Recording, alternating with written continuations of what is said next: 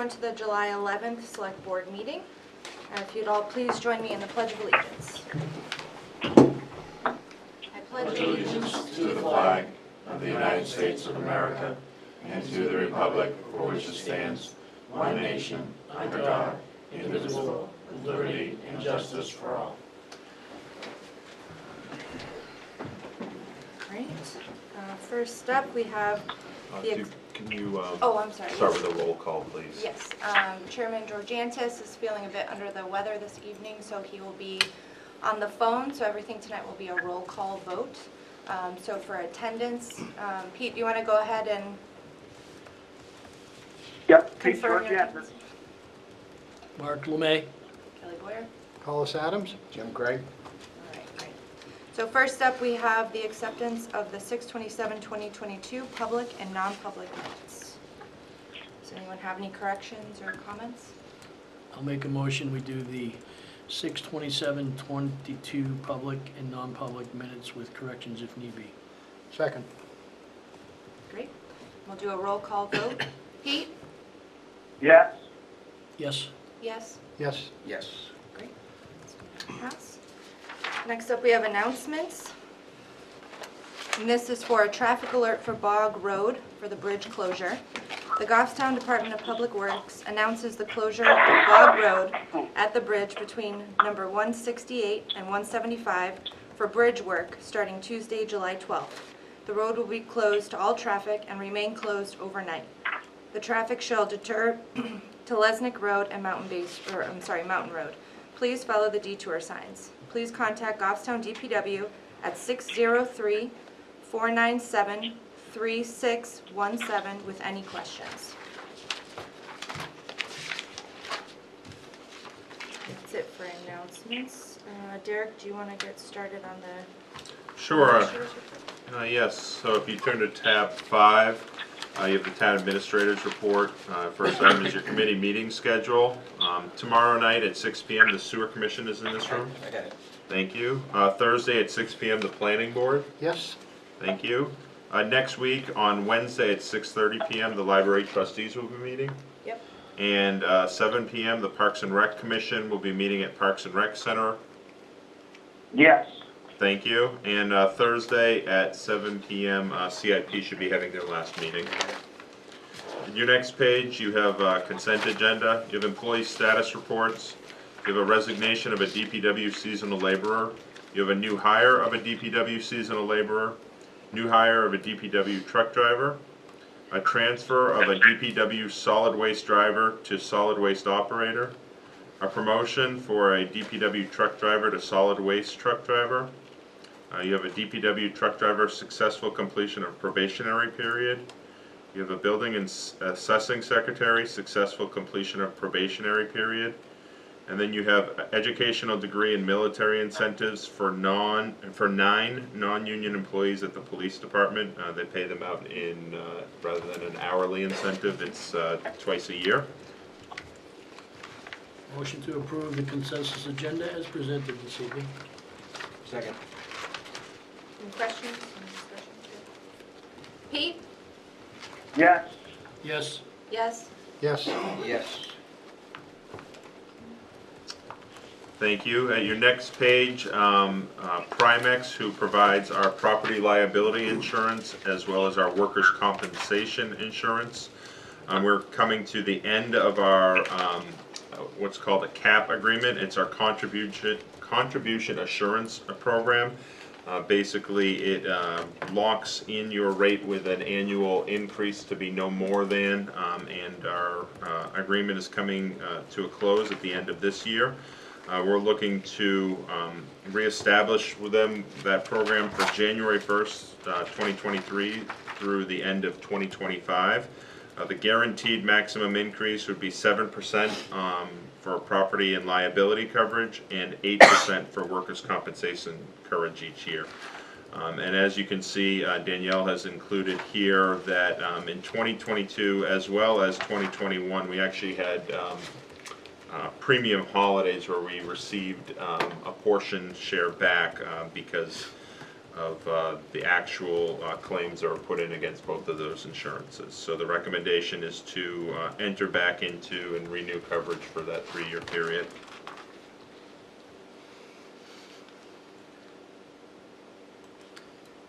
Derek, just to confirm, the coverage period is for January 1st, 2023 through December 31st of 2025. Yes. Will any of these percentage increases fluctuate at all, or the minimum will stay, or sorry, the maximum will stay the same? The maximum will stay the same. It could be lower than that. Because again, this is they group us in with all the other towns that participate with them. So there is a portion that is based on our actual claims, and then there's a portion that's based on the group's claim. I just wondering, do they ever go up higher than 7 or 8%? No, when you participate in the CAP program, you are. No, I mean, have we ever not been in it and historically? I would have to look at the history for that. I don't believe so. I don't believe, so you're saying, has it gone up more than the maximum if you're not participating? Yeah, we haven't been in a situation where... I think as long as I've been involved with the insurance, we've participated in their CAP program to kind of make sure that it didn't go up too much. So we would have to look back and see if there were years that we weren't. All right, that's okay, thanks. Pete, any questions? No, I'm all set. Okay. Anyone else, any questions? A motion? There is a specific motion they wanted us to adopt. Mark's on it. Motion to renew the property and liability coverage and workers' compensation coverage with New Hampshire Primex through December 31st, 2025, and authorize the town administrator to accept the offer to enter into the contribution assurance program for the 3-year program covering 2023 through 2025 as outlined in the following resolution. Read the whole resolution, or? Either that or you can refer to what was provided in the packet, the resolution that was provided in the packet. Okay, so I'll basically, rather than read the entire letter here or the packet, I'll say we can refer to the instructions that were given to us this evening in the packet. Okay, it's a motion by I'll Mark, second that. second by Jim. Any questions? Pete? Okay, good, yes. Yep. Yes. Yes. Yes. Motion passes. Thank you. And then at tab D, it's just a request. As you know, our building inspector retired a little over a week ago.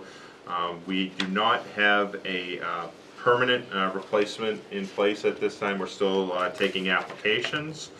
We do have somebody that's going to be coming in that I'll speak to during non-public about seeking per diem coverage. However, I'm asking that the board appoint me as the interim health officer to be able to provide any notices should that need come up, and work with the, right now the deputy health officer is over at the fire department. So the request would be to name myself. I do have a background in zoning code enforcement, so I thought it would be a good fit to be able to partner with the fire department for the time being until we can get a new building inspector in place.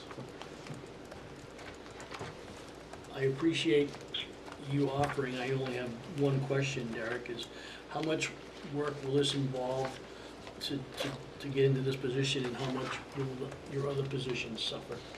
I don't think the other positions will suffer.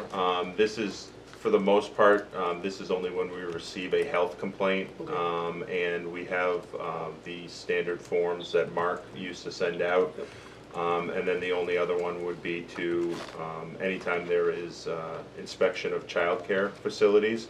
But Bill Connor's already doing that as the fire officer, so I can partner with him to see if he can also do the health portion as well while he's out doing that. So Great, thank you. it's really to have somebody that, when there is a health incident that needs immediate response, that we have somebody Gotcha. available. Kelly, I have a question. Yeah, I do too. Go ahead, Pete. Derek, this is an interim position, am I correct? Yes. Okay. I just want to say in the motion that we make that an interim position. And is it for the full 3-year term? It would be until a replacement is named. Okay. The requirement that the state of New Hampshire is that we fill out this form. So it would be appointment for the full term until such time that we appoint a new health officer. So it would be to appoint somebody until such time as we appoint a new full-time one, or the maximum of the 3-year term. Yes. I'll make that motion. I just, for whatever reason, I read the statute, and it says that we recommend to the Commissioner of Health and Human Services who makes the appointment. Yes. So the, Yeah, that should be in the motion.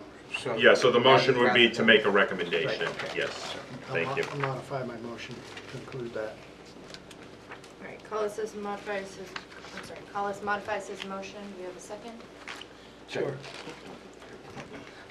Jim? Yep. Okay, great. Any other questions? All right, we'll take a vote. Pete? Yes. Yep. Yes. Yes, yes. All right, motion passes.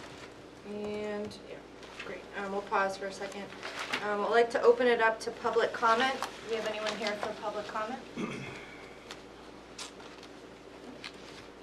Okay, close public comment. And was that all that you had, Derek? That was all that I had, yes. Okay, great. So next up would be the Goffstown Library Board of Trustees on the Library Addition project.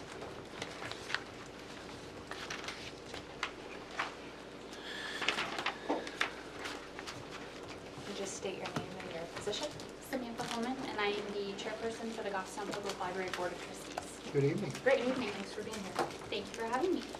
I'm here tonight to provide you with an update on the library building project. So, the Library Board of Trustees has been working diligently to prepare for this project. And as you know, in 2019, the board requested approval to use $80,000 of our privately held funds to pay for a feasibility study and an architectural design of the addition. We contracted McFarland Johnson and S&P Architecture, and you have the interior concept design images in your packets tonight. We hired a construction management firm, hosted 2 community feedback forums to discuss the proposed project with the public, and formed the Goffstown Public Library Foundation to manage a capital campaign. In 2021, the board requested approval to use $95,000, again, of our own privately held funds to pay for a fundraising consultant, a complete fundraising survey, and geotechnical investigations of the property. We hired Strong Resource Group to conduct the fundraising feasibility study. Geotechnical Services Incorporated was hired for the property investigation. Keach Nordstrom completed a property survey, and McFarland Johnson conducted further pre-engineering work. In all, the trustees have spent nearly $447,000 of privately held funds, not raised from taxation, in preparation for this project. This includes the $272,000 in privately held funds that the trustees spent in 2009 to purchase the land that is currently the grass lot and the upper parking lot. That's all to say we're pretty invested in this project. I wanted to review a bit of history about the project tonight as well. So this October, the library will turn 113 years old. It is listed on the National Register of Historic Places and served a community of about 2,500 residents when it was built in 1909. Goffstown is currently home to approximately 18,000 residents, with numerous housing additions planned and in process. You also have in your packet this evening a square footage comparison chart that shows the population of Goffstown now and current library square footage of 7,047 square feet. Compared to towns of similar size like Bedford, with a population of 23,050 and a library of 19,980 square feet. Exeter has a population of 15,365 and recently completed a library renovation and addition project that now provides 18,000 square feet of library space. The second chart in that packet shows a relative comparison of our current library square footage with similarly sized libraries. I'm sure you can see the vast difference in population size between Goffstown and these communities. The next highest population on this chart is Northfield with 8,558 residents in a 7,200 square foot library. Fremont, population of 4,746, has nearly the same size library as we do. The only expansion to date was the addition of the elevator and the emergency stairwell in 1997. The current project would provide the community with an additional 7,000 square feet of space, bringing the total square footage to just over 14,000 and allowing for a first floor meeting space that could be used after hours for the community, a children's room that would allow patrons to explore the children's collection while programming was happening, a separate teen area on the second floor, as well as additional seating for patrons and space for library staff to work. With the construction of senior housing in Goffstown, this project would not only allow additional space, but would make the library accessible for seniors and could serve as a de facto senior center, which is something our community currently lacks. In 2018, the board conducted a community survey that showed support for this expansion, and the complete results can be found on the website at goffstownlibrary.com/2018 survey. We've given countless library tours, most recently to the Budget Committee on June 21st. And as I mentioned, we've hosted 2 community input sessions. We'll be hosting a third on August 13th at 10 a.m. at Stark Hall, and we'd love it if you all could attend. That's all I have. Great, thank you for the update on this project. Does anyone have any questions for Samantha? Just kind of curious, and forgive me if you mentioned, but where's the fundraising sit now? With the fundraiser? The Goffstown Public Library Foundation is currently working with the fundraiser to evaluate the results of the feasibility study. Okay, all right, so then you're going to figure it out. Okay. So, Samantha, can you explain the idea behind the foundation and the capital campaign that they could perhaps start? Sure. So the foundation would serve as sort of an advisory committee to the public, or to the Goffstown Public Library Board of Trustees, but also as a separate fundraising arm. So the trustees themselves wouldn't be going out and campaigning. It would serve as that arm. They are a 501c3 organization, and they would, work with the fundraiser and a marketing consultant to put together a campaign with, support, whether it's email campaign or regular mail campaign, social media, etc., to raise awareness for the project and collect ongoing donations. Does that help? Is there kind of an end point to that you have in mind yet? Like For the foundation? Well, the fundraising. I guess what I'm looking for, when will you know how much you're able to get together for money? I can talk to the foundation. The idea that we have right now, though, is that the foundation would stay in effect even after the addition was completed, so that they could continue to collect funds indefinitely. I guess what I'm saying is that some town involvement's going to have to be in here. So I'm kind of looking at when that will be, and the plan was that you would fundraise, and then the town would look at the balance somehow, either through bonding and everything. And I'm just kind of wondering if there's a timeline on that already, where we'd be coming to the town looking to for the addition, for the rest of the funding, however it plays out. I'd hope to have that to you in the next few months, and I'll certainly make another appointment to share that information when we're prepared. Okay, I appreciate that. Thank you. Any other questions? Pete, you have any questions? I've got a couple. Yes, I do. Okay, go ahead. Okay. Kind of to follow up on Jim's question, you're showing a bond projection of $6.36 million. Is that what you're looking for the town to fund, or are you going to fundraise and then come up with the rest in the bond? Sure. Kathy Coughlin is going to join me. She's the vice chair of the Board of Trustees and the chairperson for the Goffstown Public Library Foundation. Thank you. Sorry, I didn't know if you wanted me up here. Our plan, I'm also chair of the foundation, so our goal is to work very hard between now and March ballot, essentially to develop pledges towards the project. We are looking hopefully to go to bond for 2023 from the standpoint of when the project is ready. But we also know interest rates appear to be going on the rise. And even the delay between last year and this year, the cost of the project went up about 500, it went up about 10%. So that is actually our fundraising goal, is amount that went up just from inflationary changes from the year. So we are hoping to keep going and collecting pledges, but we'd like to be able to bond the whole project and then be able to use the monies we get from the pledge amount, which we hope to take over 3 to 5 years based on the amount of the pledge, in order to help pay towards the bond. Okay, that makes no sense what you just said to me, I'm sorry. You're looking to bond $6.36 million in March, is that correct? That's what we're hoping to, yes. Okay, so in the next, this is already July, and we need to put this together by mid-January. So in the next 5.5, 6 months, you hope to raise some money to go towards that bond amount. Is that correct? Pledges, yes. So, but you're still going to bond $6.36 million, is what you're asking for, and then you're going to turn back money to pay the bond to the town?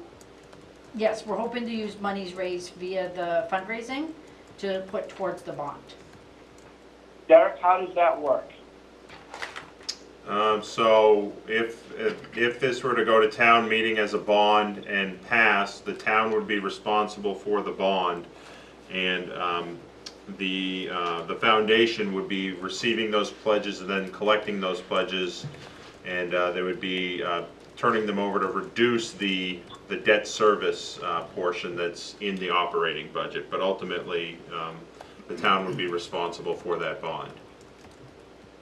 So if they only raise $10,000 or $50,000, we cannot commit, it says, anything more than we have to bond $6.36 million. Correct, but the foundation could continue that pledge drive after while it's being built as well as after it's being built.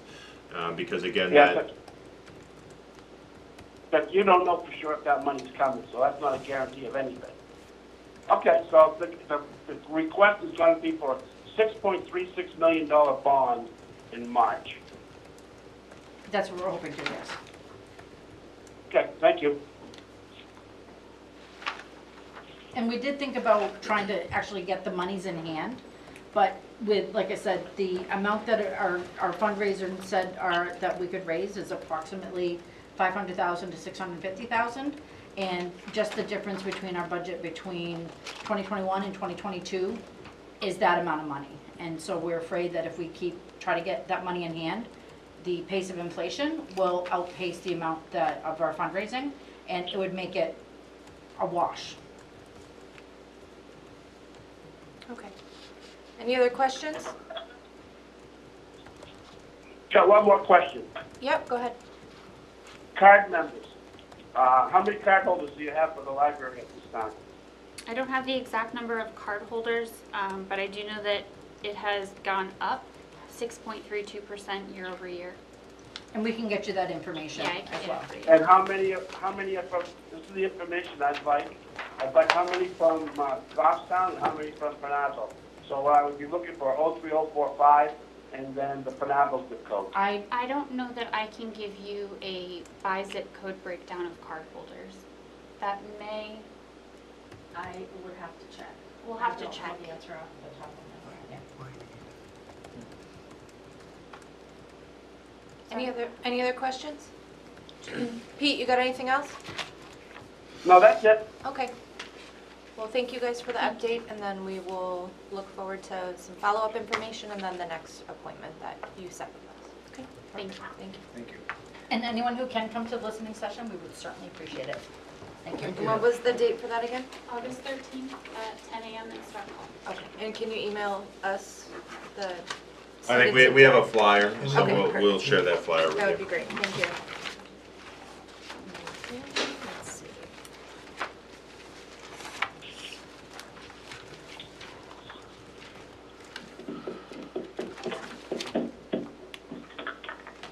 All right, so next up we have select board discussion and new business.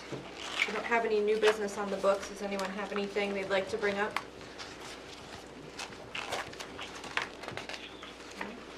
Okay. Old business, we have the rail trail ordinance and e-bikes policy. Derek, can you go over just some of the changes that you made with the language? Yes. Thank you. So some of the changes that were made since your last meeting, there was a specific request to add in language to clarify that any people with disabilities could use mobility devices, so that is now included. Under item C, the permitted activities, that's been broken out, so it's a bulleted list now, just so people can look at it a little bit more clearly. And that was really the only change that was made, was adding in the statement that persons with disabilities using motorized mobility devices was added, and then changing just the formatting to a list for permitted activities. Great. In this, I see the class 1 and 2 e-bikes on here, and then the restriction of the class 3 e-bikes. So I know we were gonna continue that conversation as a board if we wanted 1 and 2 to be included. Does anyone have any questions or comments overall, but on that specifically as well? Not on that, Oh, okay. Kelly, but on C4, I'm glad to see we're calling out specifically those activities that are prohibited. I think that makes it a lot clearer. And I think that adds some good substance to it. I can't think of any others right now that I would want to include. I think this is probably sufficient in my mind. I got a question. Go ahead, Where do Pete. mini bikes fall into this? Mini bikes? Yeah, I actually saw somebody on the trail with a little, like a go-kart motor on a mini bike running the trail. That 5 horsepower. That might fall under the off-highway recreational vehicle. I'll have to look at the state statute. Otherwise, I would say it would fall under motorized vehicles. Okay. And who's responsible for the signage?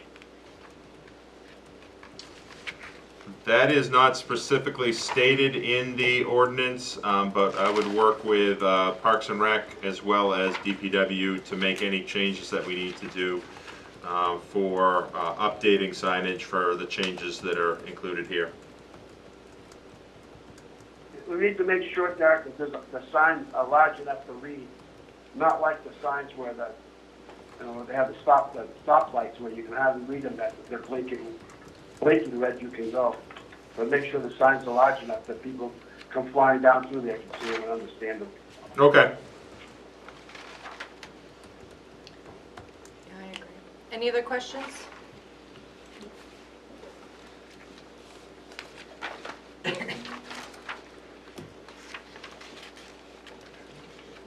So the motion would be to move this to public hearing, correct? Yes, it would, yes.